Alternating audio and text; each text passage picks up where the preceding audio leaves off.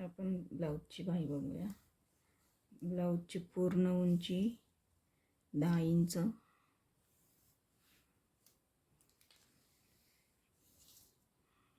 घडीचं माप 8.5 inch. ब्लाऊजच्या घडीचं 10.5 inch माप असेल तर 8.5 इंच घडी घालायची. उंची आपल्या आवडीनुसार, कोणी 4 घेईल, कोणी 6 घेईल, कोणी 10 घेईल. आपण 10 घेतोय.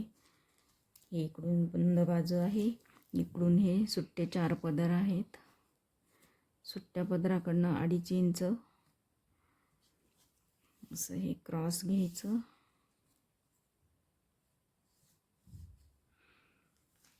इथून 1 इंच हे सरळ, हे अर्धा इंच खालून, अर्धा इंच वरनं हा असा सेप देऊन तर सरळ हा असा आणि असा 1 इंच फोल्ड करून